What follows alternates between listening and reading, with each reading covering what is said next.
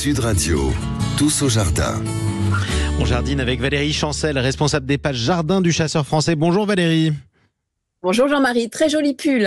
Merci beaucoup, mais non, je t'ai plus, surtout continuer. Ma chère Valérie, vous nous parlez d'une plante aujourd'hui, laquelle ?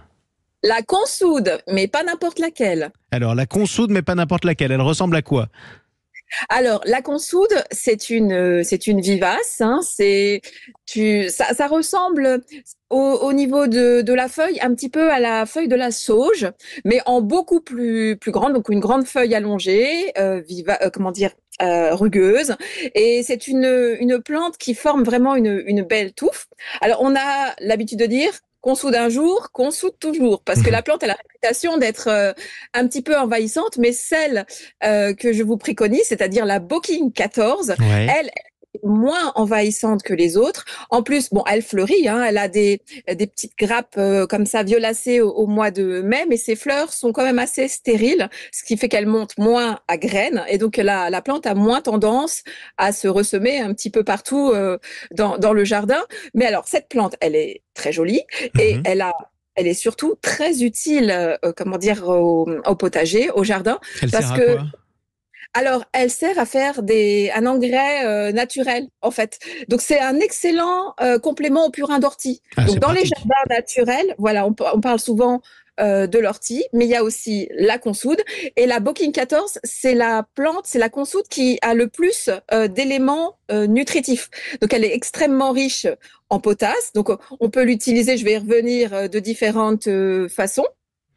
Et donc, c'est une plante. Alors, quand on l'achète, on achète un petit godet en ce moment. Là, je reviens de la fête des plantes de Saint-Jean-de-Bourgade qui est encore présente aujourd'hui. Alors, les jardiniers ont été encore plus rapides et plus malins que moi. Ils sont passés sur le stand de plantes aromatiques, Laurent Bourgeois. J'invite les gens à aller sur son site. C'est plantearomatiques au singulier.com. Là, ils pourront acheter la consoude. Donc, cette plante, elle coûte à peu près 6 €. Donc, c'est quand même un investissement. Godet.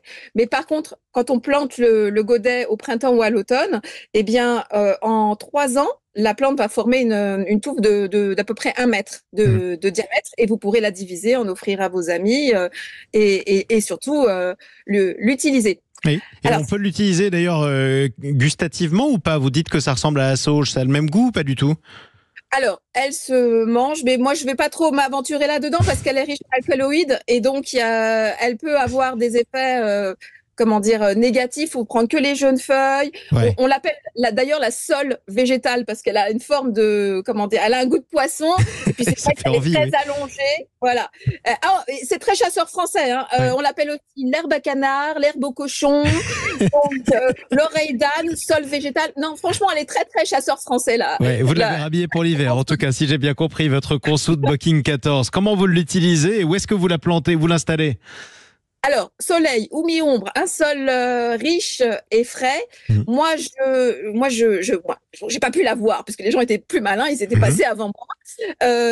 Donc, moi, je vais la mettre dans mon petit coin arrière-boutique, pas loin de mon tas de compost, parce que c'est une plante que voilà, vous pouvez couper les feuilles et mettre tout de suite sur le tas de compost, l'utiliser en paillis, faire du purin. Et donc un sol frais, je vous dis, soleil, mi-ombre. Alors pour l'utilisation, elle est super cette plante en paillis au pied des pieds de tomates. Et ça, c'est très pratique, ça. Voilà, donc vous cueillez les feuilles et vous les mettez en paillis et puis ça va nourrir. Faut juste faire attention parce que les limaces aiment bien se mettre là-dessous. Donc voilà. Vous pouvez la pailler elle-même quand vous la cultivez dans votre jardin. Donc en mettant par exemple les déchets la tonte de votre gazon. Franchement, les déchets de tonte de gazon, faut les garder. C'est vraiment très utile pour les rosiers, et donc notamment aussi pour cette consoude Booking 14.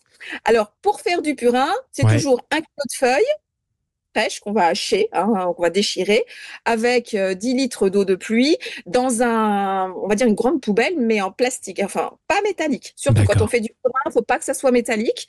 Et puis bon, ça sent, mais on touille. Et puis ensuite, on va utiliser le purin de consoude. Alors soit on fait pchit, on va vaporiser après dilution et on n'utilise que 5%, donc 5% de purin. Alors le bon truc, si vous devez faire du purin, c'est de garder vos bas filets pour faire un filtre. Prenez un entonnoir, vous mettez un bas nylon par au-dessus et vous versez le purin où il y a encore les petits déchets de feuilles, etc., la mixture, et vous filtrez ça. Donc, vous avez votre purin qui se conserve à la cave, dans le noir, dans un bidon fermé. Et puis, donc, 5% en pulvérisation et 10 à 20% en arrosage. Bon, écoutez, je mettrai du purin dans mes bas, en quelque sorte. Je suivrai vos conseils. Merci beaucoup, Valérie Chancel. Je rappelle que tous vos conseils sont à retrouver dans les pages Jardin du chasseur français, qui est lui aussi dans vos kiosques en ce moment. Merci à vous.